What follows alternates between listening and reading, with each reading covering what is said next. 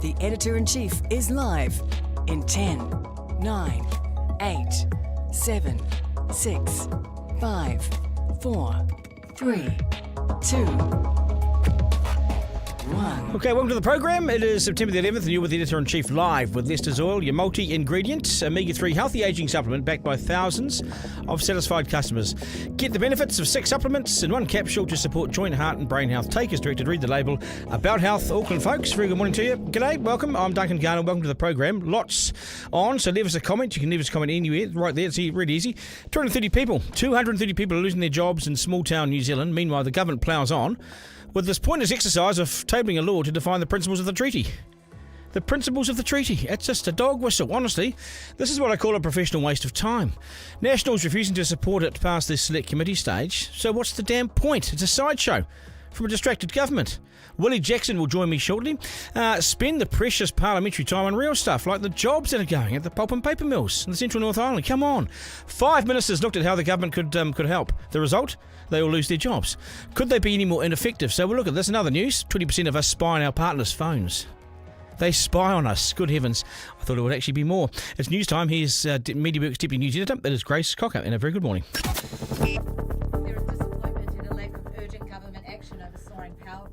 It has forced the closure. I'll start that again. There is disappointment at a lack of urgent government action over soaring power prices. It has forced the closure of 2 Winstone International mills with hundreds of jobs axed. Major Electricity Users Group Chair John Harbon says it's frustrating. This is the product of 6 years of elevated wholesale prices and hedge prices, and we've seen a complete failure on the part of previous governments and regulators to do anything about it. Israeli airstrikes have slammed into a humanitarian area in southern Gaza, killing at least 19 people. CNN's Matthew Chance says it was densely crowded. The craters that were left by these Israeli airstrikes are absolutely enormous, and so it gives you an indication of how powerful the munitions were. It's hoped a stolen plaque memorialising the drowning of 3 young boys in Auckland in 1956 will be found. Howick Volunteer Coast Guard President Blair Telfer says he's reached out to scrap metal dealers in the area. Donald Trump's been told to only make facial expressions when he goes toe-to-toe with Kamala Harris. The pair will face off at 1 p.m. New Zealand time today in what could be the only presidential debate. CNN's Kirsten Holmes says his camp is pretty worried. There's a lot of concern from his allies of how he will react to Kamala Harris. Will he be incendiary? Will he let her get underneath their skin? To sport, booking a cricket test near the Indian city of Delhi during monsoon season isn't working out well. For the second straight day, no play was possible between the Black Caps and Afghanistan due to a wet outfield. In shambolic scenes, ground staff made a grass transplant and used several electric fans to try and dry the surface. They'll try again to start the test at 4 this afternoon. A massive week in rugby's NPC for Wellington. They face Otago in Dunedin just after 7 tonight before challenging for the Ramphilly Shield against Tasman on Sunday. Loose forward Brad Shields says they're not thinking about the Loggerwood just yet. We've been entirely focused on Otago. As the next few days roll on, the Otago game out the way, we'll change our focus. Shields and several other frontline players have been arrested from tonight's game. That's news and sport. Thanks, Grace. How's Trump going to go? So that's crept up on me, that debate. I know, it'll be interesting. I think he's a bit scared. I'd be scared of going up against Harris. She seems to know, like, she can hold her own very well. She's not stuttering and mumbling, right? Kind of like Biden was. She's got the Well, that's the one trick that Trump her. had, right? That he could go after this guy's memory and his physical being. But you can't with her, so what do you go after? Well, I know that they've... one big thing is she is likely going to bring up abortion, for example. That's a huge hot topic issue in the US, and his team have kind of been saying, stay clear, do not go in, because there's that whole Project 2025 group that tries to align with Trump, and they've got really conservative views on abortion, and that's so polarizing in the US. So, guess what? Hey, I also you thing you mentioned to me yesterday about the Aussies banning social media for the under 16s. It's a real thing, and they could look at it here. I reckon the horse is bolted. I don't think. I don't know how you do it. It's like gangs, right? If you set some rules, you get around them. Teenagers are like gangs. They'll get around it. They'll get around it. Well, you just sit in bed at night and they're on their phones, like, you know. How many? How often do you think parents are actually modelling the behaviour and the kids are just following it? So how many parents just sit on their phones all night? Do you? Oh, I remember my mum would always be like, phone down, we're going to have a family dinner. But some of the older ones are the worst because they all whip out their phones and go on the little Yeah, Facebook. I wonder if it's our fault. Yeah. Play around. Yeah. Okay, Grace, thank you. Duncan Garner, live. Yeah, so why has the government allowed itself to become so seriously distracted by this David Seymour bill that will define the principles of the treaty? Here's the guts. It won't go past select committee stage. It doesn't have the support of anyone. So why waste another dollar or second on this thing? I would have thought that the government would have had an unrelenting focus on keeping 230 jobs or people in jobs in the central North Island. But no, 5 ministers looked at solutions to keep these pulp and paper mills open, and they couldn't come up with a deal. No subsidised power. Just close the doors and these men and their families could go on the dole or head to Australia. And what's the government doing? Writing a treaty principles bill. That'll never pass. Have you ever seen something so pointless? At a time of so much need, Willie Jackson is Labor's, well, he's the chief stirrer, and he joins me now. Willie, kia ora, nice to have you on the program. How are you, brother? I've been watching you, mate. I've been watching you on TV every night. Jesus, you're looking exciting. You're in a lot better shape now, though, eh? Yeah, well, machine. Hey, yeah. Yeah, What a bit of fun that show, wasn't it? You sent one of your MPs on it. Carmel Cipollone was on it. Oh, she's a star, isn't she? She's a star. Jesus. Would you do You're holding it back on that show. I hope they get rid of you shortly. Jingus. Yeah, well, I can't tell you. Yeah, and you can't know. I love that. Carmel won't tell me either, mate. Carmel won't tell me either. Jingus. Would you go on the show? Would you go on it? Well, I have had the odd invitation, but my whānau won't allow me. That'd be good for you. Hey, what's in this treaty principles bill? What are we going to see? Well, what's the delay? And I mean, Seymour's keeping it pretty close to his chest, isn't he? Yeah, I think he loves it, Duncan. You know politics as well as anyone, and all publicity is good publicity for him. And he's looking for the latest I've seen, Duncan, is he's looking for 6 months of it, right? Yeah. 6 months of this. And, he ain't got the support of anyone, although I think Winston is quietly sort of backing him myself because, Winston's been down this track before, Duncan. You've seen that over the years. But, I mean, if he can keep this thing going between now and about April, May next year, it's all a win for him, isn't it? It's a waste of time. It doesn't go past the first stage of select committee. There are people losing their jobs in the central North Island at pulp and paper mills, but real Māori being affected by real things rather than this other nonsense. Why doesn't we just scrap it? Well, Luxon needs to pull out his gonads and get on with it. Well, the reality is whatever you say, whatever you think, and whatever we think about national progress, a lot of the stuff. Doug Graham did it. Jim Bolger did it. They got on with things. They got good relationships with Māori. Key very cleverly set up a partnership with Māori in terms of the Māori Party, National Party relationship. Got on with things, no problem. The last thing you'd want to do, surely, is have a bit of a race war, wouldn't you, Duncan? And that's what this has developed into. Māori are not going to sit back. You've got Hone Harawira, you've got Annette Sykes and them organising Big Hui. And this is just nonsense. And this is driven by Seymour and his redneck mates wanting to extinguish Indigenous rights for Māori. That's what's driving this, Duncan. It's really but it's not going anywhere. It's not going anywhere, Willie. The National Party don't support it. So they support they support scratching the itch of a few rednecks, so they allow the debate to take place, which is pointless because it'll just stir things up and go nowhere. But it'll stir things up. Yeah, but when you say it's going nowhere, that's what we're saying. But for David Seymour, it's all publicity, isn't it? It's all publicity. So, he stirs it up. I was reading Hooton, and Matthew Hooton was talking about this about 2 weeks ago, and he's saying, he's just trying to add to this. He's just trying to add to his support for his party, and then they come out with make-believe polls, and then he gets the Taxpayers Union onto it, and then he talks about democracy. And you notice the Seymour style is very calm, very puts on a very caring face. It is disgraceful, this, because it flies in the face of some of the top judges, all the top judges in this country, and all the top politicians of either side since 1987. So I'm not going to go along with it. We'll fight it at every opportunity and chance that we get. Not sure if it's been written up yet, Duncan? That's the problem, isn't it? Maybe it's a reaction because you guys maybe took it too far. So this is the sort of the cause and effect, and they come back this way because maybe you guys didn't communicate your stance with Māori and so forth to the general public. So you didn't do that. So these guys are doing this in reaction, maybe. Oh, okay. Yeah, well, that's one way of looking at it. I'm really proud of the things we did in terms of the government with Māori. You can't win, of course, because the Māori Party reckon we didn't do enough, and then the other side said we did too much. But don't tell me that you don't enjoy matariki, and I know you're a kapa haka man. You know, you enjoy that particularly when the kids are out. Your kids are out there doing the kapa haka. I always say, Duncan, that our culture is for everyone, not just for Māori. Māori Pākehā, Pākehā marry into our culture. You have. You play a part in it.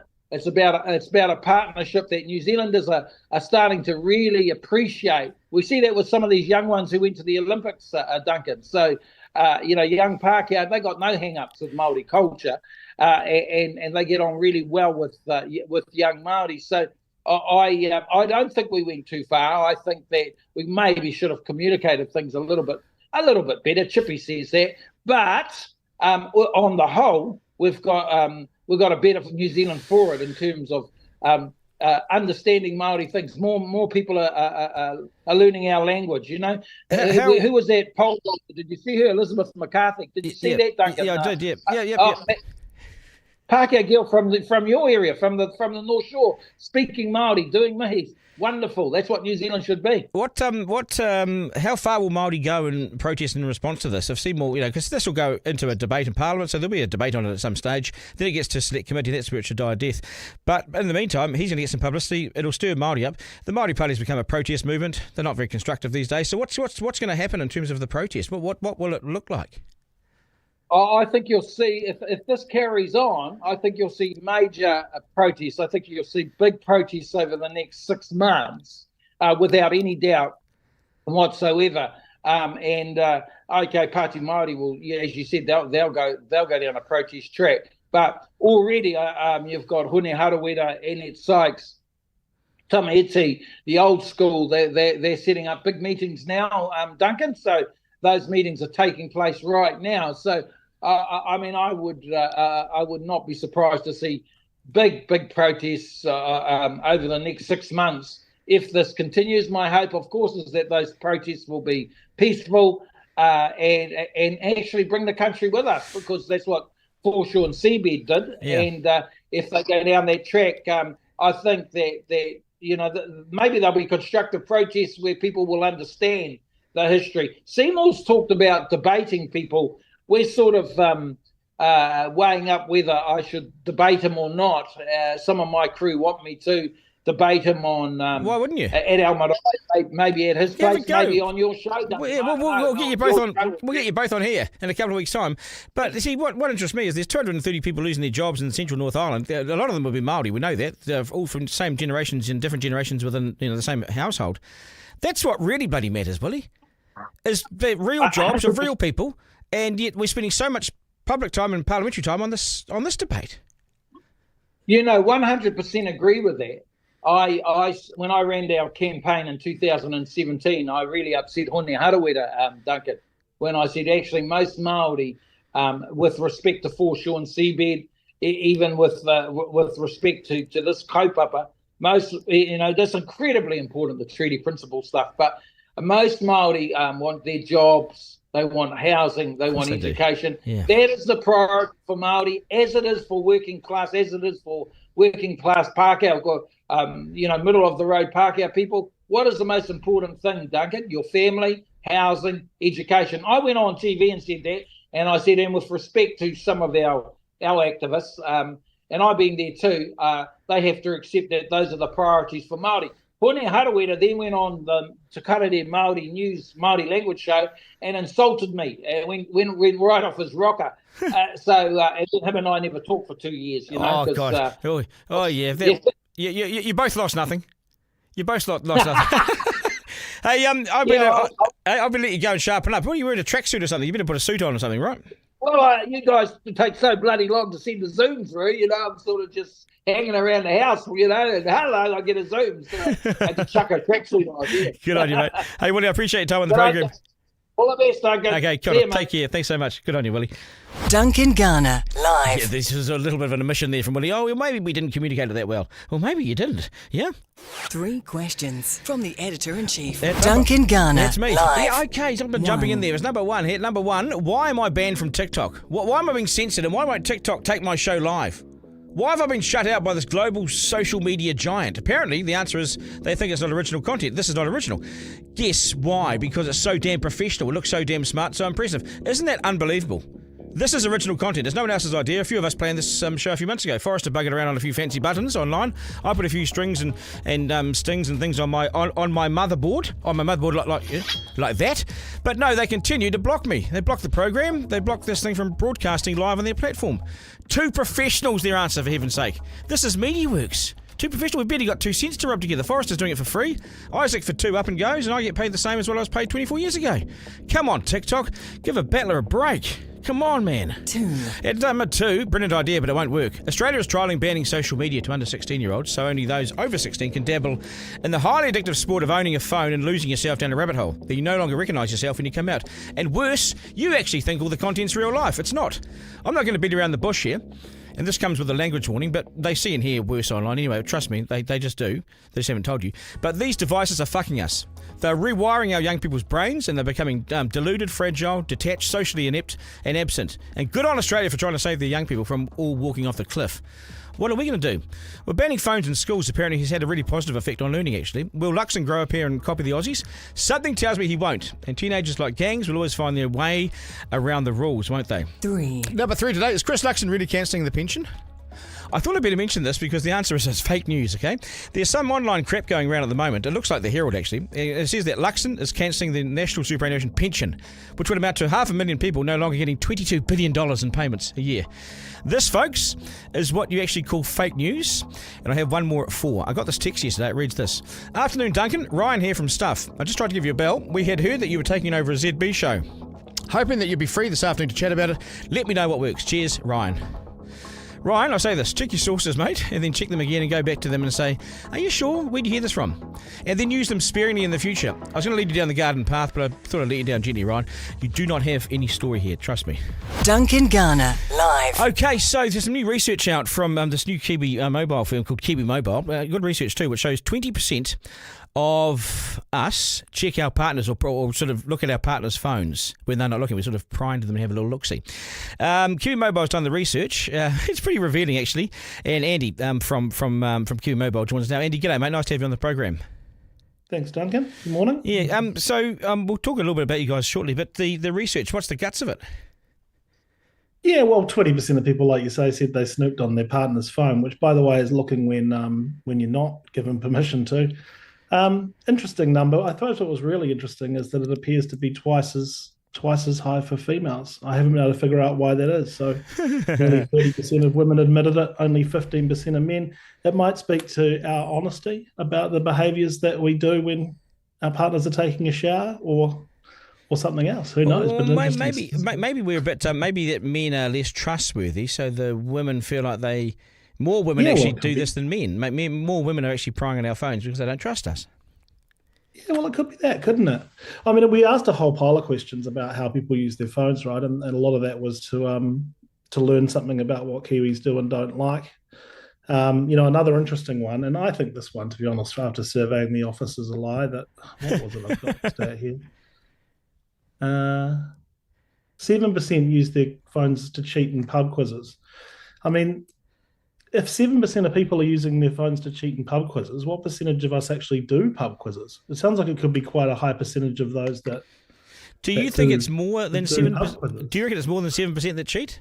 Forrester, why are you laughing? I think my man here is. I think he's used his phone in a pub quiz. I'm sure of it. I've personally done lots of pub quizzes. I've never cheated. Never even thought about it. Wouldn't you get caught? Isn't it easy to get caught?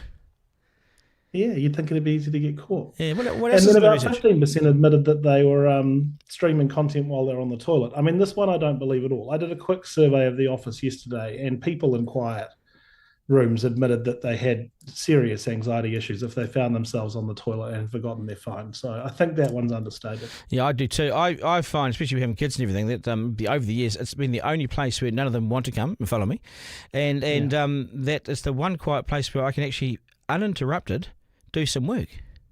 You know what I mean? I'm not embarrassed to admit that, but this is the one little quiet place where, right, if I can finish these emails and extend this. It's the new shed at the back of the back garden, probably. You get some alone time for 5 minutes. Might be right. Hey, are we getting ripped off with data, with prices around data? Well, yeah, if we get to the serious stuff. Look, there was a few things we were looking for before we built a new plan, because our goal was to make something that actually challenges and is actually better. I mean, we're the same company behind Electric Kiwi, and we've done a lot of innovation in the electricity market. Yeah, I heard what you were talking about before. Happy to have a yarn about that too. But on mobiles, look, 60% of people in New Zealand said that they'd rather pay more for data than run out, right? No one's interested in running out of data. I get it.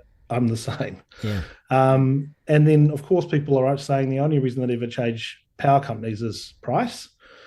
And then another interesting stat is that half said they either run out or they have more than they need. So what I took from that is we need to get a flexible plan where you never run out, but we need to stop people paying for data that they don't use. So stop all the waste in order to give them peace of mind, because people don't want a cheaper plan and the anxiety of thinking I'm going to run out of data here if I'm watching Game of Thrones on the train, right? No one's into it. So in terms of that wasted data, the research company analysed for us based on usage across the plans. It looks like New Zealanders are wasting around $400 million of data a year. Wow. So our job is to cut out a big fat chunk of that wastage. So that's data that we pay for but don't use. It just gets where does it go? Just gets not used? Well, that's it. What does it do? I think it floats around in the back pockets of the telcos, to be honest, Duncan. Yeah. And I never want to come down on people too hard. They're all nice people doing a good job. But look, I've worked for one of the big telcos for a long time, and you're highly incentivized if you're a big telco to give people more stuff, but for them to pay more money. And the reason for that is that the marginal cost of an extra gigabyte is pretty much zero. So what I mean by that is once you've paid for the service element of your business, once we've got Duncan on the line, there's a fixed cost, but it probably doesn't cost any more whether you use 5 gigabytes or 105 gigabytes. So they make the plans in awkward places where you're going to say, well, shit, 5's not enough, I'll pay for 15, or someone that's using 15 will say 15's not enough, okay, I'll pay for 100. Yeah, it's inconvenient, that's sort of they're using that inconvenience, if you like, and that 60% of people are pretty anxious if they run out of data. So what are you guys offering then? Push us all up to pay for a bit more than we need. Yeah. So how are you guys doing then? You're going to be more flexible. Yeah. So the way that we've done it, right, is that basically we've got one plan, but it's all the plans. So you start on the lowest plan. If you run out, we just automatically upgrade you to the next plan. But you only pay for that from the day you needed it, right? And then you can do that all the way up to 100 gigs, or you can use as little as 5. So, look, if you look at my personal scenario, I was with, I still say Vodafone, I was with One last year. I'm on a 12 gigabyte plan for $65 a month, right? Yep. But I, on average, I think I used 12 twice. I used 13 once, so I slowed down for 2 days, and I remember that, and it really sucked. And then lots of months I only use 5, 6, or 7. So for me personally, on Kiwi Mobile, I'll save about $270 a year and never have to worry about running out of data, right? Yeah, that's good. So we're trying to give you both. You don't worry about running out, but you don't pay for it if you don't use it. Good luck to you guys, because you've been quite revolutionary in the electricity space too. So all the best, mate. I appreciate you coming on the program. And we'd love to come back and talk to you about electricity. We're probably one of the only power companies that'll tell you the unfiltered truth, Duncan, so invite us back. Well, tell us one thing that we don't know about electricity prices today.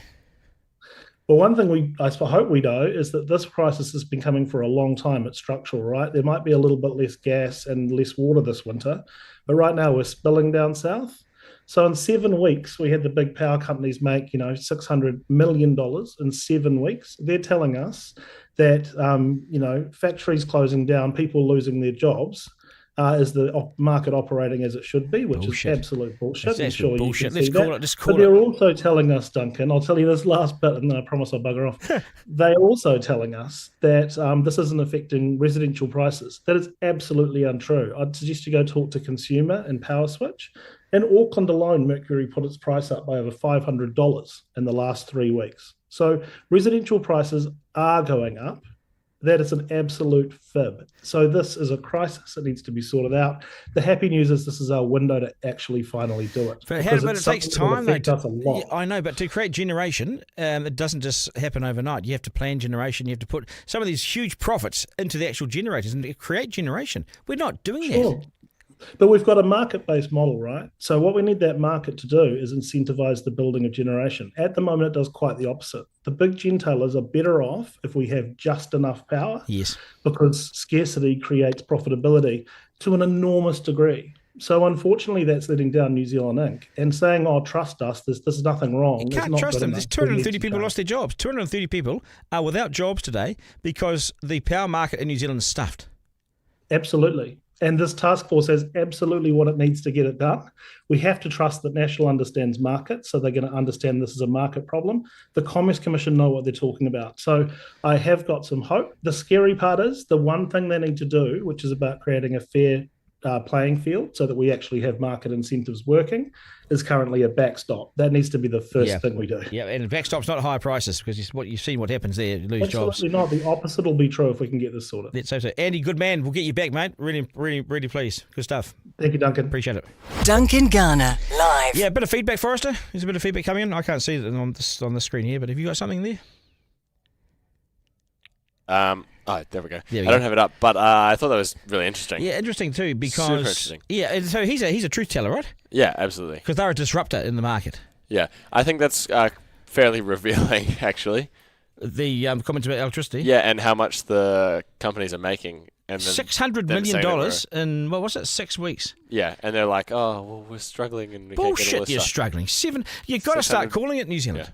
There are 230 people who have lost their jobs down country in the central North Island. There aren't other jobs in those towns. I'll do more of my slam dunk. Totally. Duncan Garner, editor-in-chief. Yeah, that's one there, and then this one.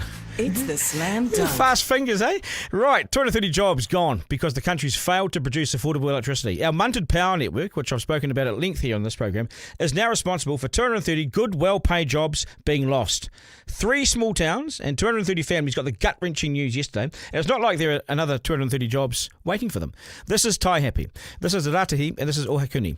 230 people affected, yet in truth it's many, many more because that's just a headline number. Then there's families behind them, and behind them, and behind them, generations. 2 sawmills in the central North Island will close because the spot price of energy in New Zealand makes it impossible to turn a dollar for these sawmills. They can't make money. And they can't afford to turn the lights on and stay open. What a disaster for New Zealand. Where do we now go? We no longer have the security of our power supply to keep people in jobs. We don't have enough power to keep the lights on. This is the truth. This is the third world stuff. How do you grow an economy if you can't afford to open the doors each morning? We are stuffed when the equation looks like this. It's more than 230 jobs too, because some families have 2 or 3 generations in there. There's grandfather, the son, and his son, all in these sawmills. Forget the treaty principles, Bill. This matters way more to real Māori on the ground than any waffle from Seymour. 230 jobs gone, and the others affected, which number in their hundreds. Their families, the local butcher, the dairy, the petrol station, all these associated businesses, because guess what? It's $30 million in wages that are pumped into these communities, Taihape, Ohakuni and Ratahi. They'll be gone forever shortly. Lost because we can't produce competitively priced power.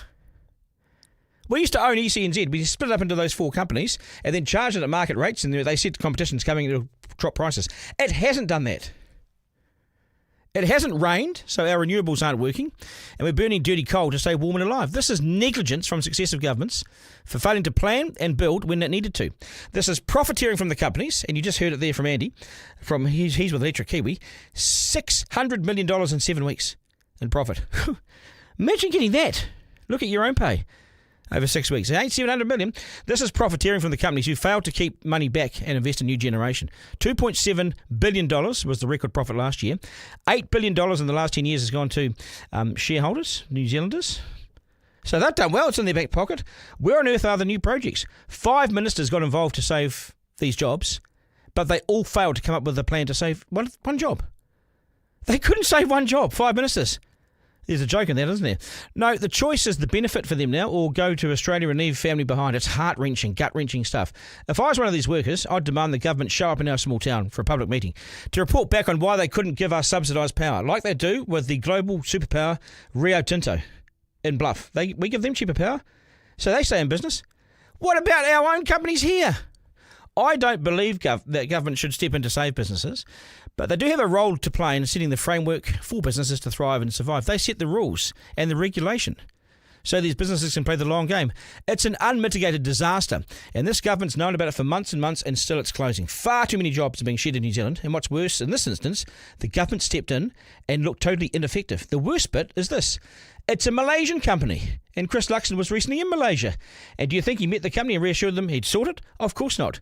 There's a stupid social media post to make probably, and he's over there doing that. Instead, he should have rolled his sleeves up, made a surprise visit to the HQ of this company, and I reckon he could have pulled something off, like a good outcome that he talks about. But we will never know, because these guys are so far removed from the real issues and the real people and the real struggle. Yet with some creativity, he could have pulled up outside their offices, introduced himself as Christopher Luxon, and done a deal. But that'd mean being in touch and on the ground, wouldn't it? And when Foreign Affairs is running your program, prepare to be underwhelmed and kept away from all the real issues, I reckon. What a lost chance. Now 230 ordinary Kiwis face the hardest decisions of their lives, to head to Aussie or sign up to the dole. It's that stark in these small towns, and in those small towns, it just got that little bit darker. Duncan Garner, live. Okay, it's pretty depressing, isn't it? 230 jobs in small towns like that. You know these towns. You've all been through them. There aren't other industries, are there? There's not other jobs. God, it would piss me off. That's us, folks. Thanks for tuning in to Duncan Garner, Editor-in-Chief, live with Estes Oil, the premium-made New Zealand-made fish oil supplement backed by a study. Support joint heart and brain health. Use the code Duncan for 10% off. Abouthealth.co.nz. Take as directed. Read the label. About Health Auckland. You can call them right now. They're waiting by the phones. These guys are hard workers. 0800 999 309. That'll get you 10% off. Just use my name. That's us. This will be available as a podcast very shortly on Rover or wherever you get your podcast. Thanks for your support and your feedback. I'm Duncan at rover.nz. To my team, Isaac, Forrester, Serena. We'll do it tomorrow. Remember, life's no dress rehearsal. There is no curtain raiser. Put a suit on, Willie. Get out there and enjoy our lives, because we live in a great place to go and enjoy it, folks. Ta-da. That was Duncan Garner, Editor-in-Chief, live. Missed something on the live stream? Text Duncan to 3598 to listen back on the podcast. Want to get in touch? Call 0800 863 293.